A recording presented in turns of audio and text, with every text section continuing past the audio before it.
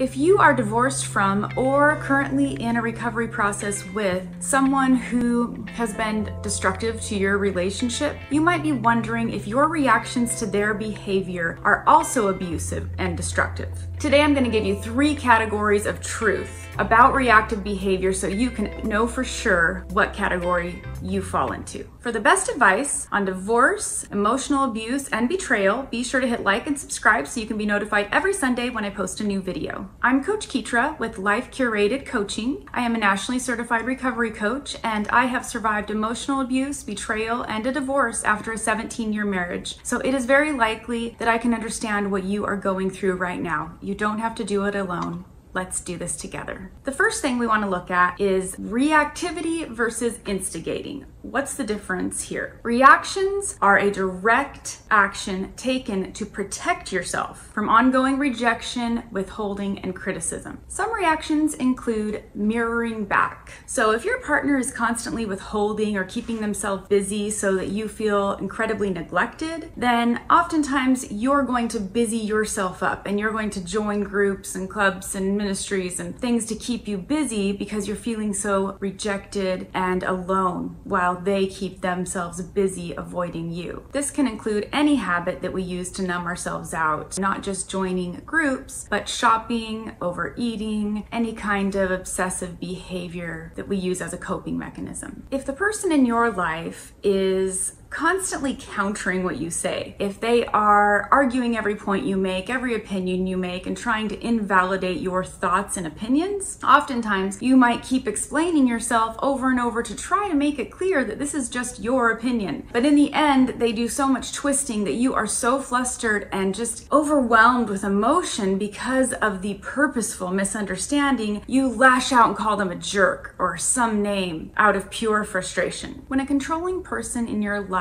lashes out at you because you didn't praise them for doing something that they should be doing already, like the dishes, you can feel a tug inside of yourself, because if you overly praise them for something they almost never do anyway and should be doing as a grown adult, you feel an inner conflict within you, and so you might say, oh yeah, thanks, I appreciate that. But what they're really looking for is all kinds of excessive praise, and they keep going on and on about how you never appreciate them, and they had to bring it up for you to say thank you, and create this entire level of frustration that you just can't seem to give them what they want, even though it seems reasonable to you that you've said thank you. That's going to create a level of frustration and reactivity in you because you're sensing an injustice. You may find yourself even afraid to start a conversation or talk about anything, even meaningless, with someone who's controlling, because the fear of them twisting it into something else that you didn't say and didn't mean paralyzes you and keeps you isolating yourself from that person. You no longer want to be vulnerable and open because you really don't know what they're going to do with your feelings, and you don't know how they're going to twist your words. All of these examples are reactivity. You are choosing to react to protect yourself in a situation that has become unsafe, that you cannot predict. Someone who seems to be nice one minute and accusatory about things that are meaningless the next minute, making mountains out of molehills. And so you overcompensate, you numb out, you make yourself busy, you sometimes lash out and yell at them. These are all reactive behaviors to what is happening to you. Now let's look at the instigating side of that. Those past examples were your reaction to something in order to make an attempt to protect yourself. But now, what is instigating? If this person is starting arguments unnecessarily, or maybe even they didn't start the conversation, you did, but they're taking what you say and they're twisting it around and using it against you, they are now instigating the problem. They have created a problem where one didn't exist. If you ever feel like this person just makes mountains out of molehills, just things that should be a normal conversation, into something that's difficult, then that's not on you. That is them instigating a problem where there should not be a problem. They tend to like to accuse you of always wanting to start a fight, and they're flipping this back on you, so you might end up feeling confused, like you said or did something wrong, but the truth is they are instigating the argument for a variety of reasons, but mostly they don't want closeness, they don't want to be vulnerable with you, and they don't want to see the real you, they just want the dream version, so they instigate a fight to create distance. An example might be you ask them for something normal, like, hey, could you let the dog out this morning because I washed wash my hair and I want to get it blow dried before it dries on its own. And they respond with, I actually have a job and have to work. Why don't you just get off my back? That was a normal request for a normal partner, but the response is not normal. So because you started the conversation by asking for something doesn't make you the instigator. Them replying with anger and judgment and superiority makes them the instigator in that situation. These kind of people often are flipping the truth and labeling you with intentions, telling you how you think and feel, and it is deeply wounding. It feels like a violation to your personhood. They are instigating the issue here, not you. Number 2, how to know the truth. First of all, it can be helpful for you to reflect back. What have you done in this relationship to try to be introspective about yourself? I'm going to guess that you have probably worked hard at trying to say things the right way, behave the right way, give the right answers. Maybe you've read several books on how to be a better wife, or watched videos on how to not upset your husband, or how to not be so selfish, or how to be a godly wife. Making a list of the things you have tried before will help reinforce in your brain all of the reflection and self-work that you have done to try to accommodate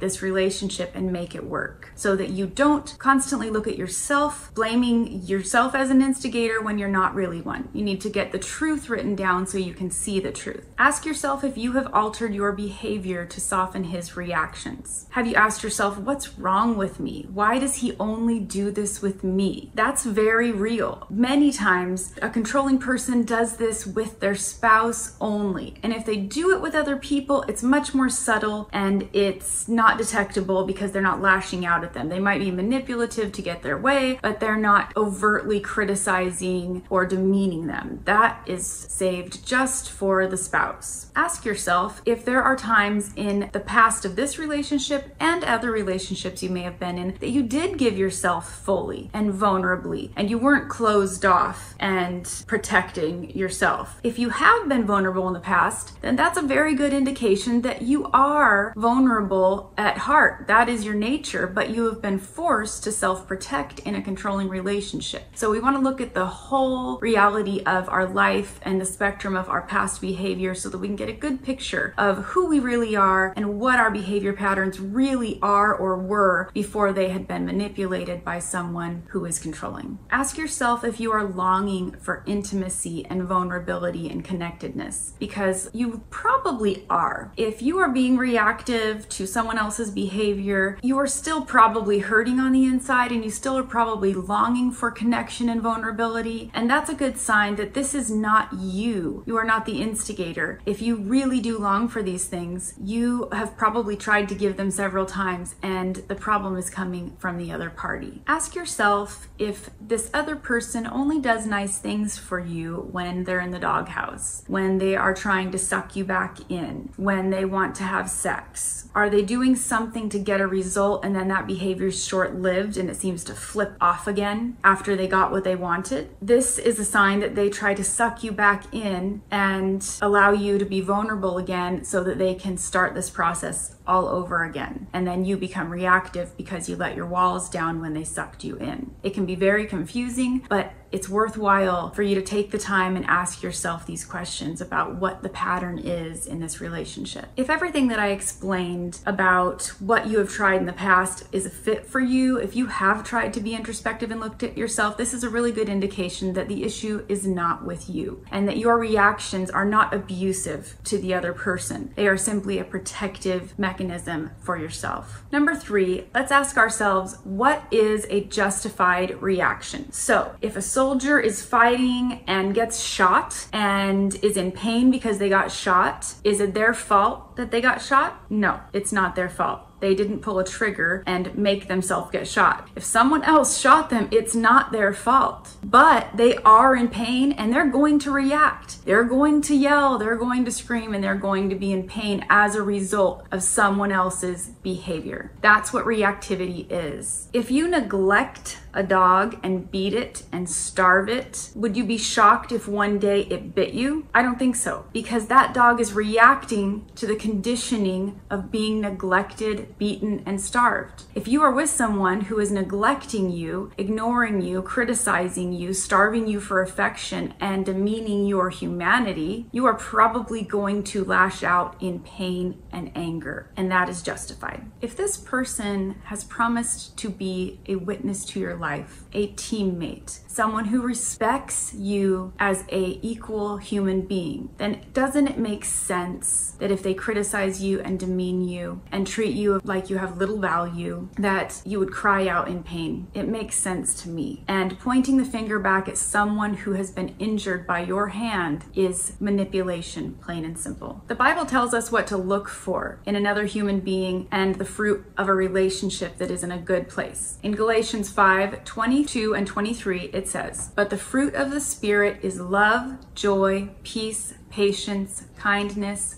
goodness, faithfulness, gentleness, self-control. Against such things there is no law." Are you seeing that in the other person? And do you see it in yourself? Even if you lose patience because someone else is acting out, you should ask yourself, is the fruit that this person's bearing in their behavior and what they're creating in me, maybe even in my own reactivity, is it good fruit? Because it isn't probably good fruit if they are creating a reaction in you that probably makes you feel like you haven't been true to yourself, and oftentimes makes you feel very confused about what's happening. We are not called to be a doormat in a relationship so that the other person always gets their way or you have to always accommodate them. You are a whole human being and you deserve to be treated as an equal human being in an equal relationship. We are called to live in truth. We can't live in integrity if we are always being asked to deny our own reality. We are being told that what we're feeling isn't valid, it isn't real, we're blowing things out of proportion. There's an inner conflict that happens and we're not allowed to live in integrity. And when God calls us to live in truth, we need to be able to live in our own integrity. And sometimes these other people that behave this way are causing us to war against ourselves inside. In next week's video, I am going to address how to stop being reactive and how to gain your power back, because it's very important that you are able to be introspective and get a calming practice going on so that you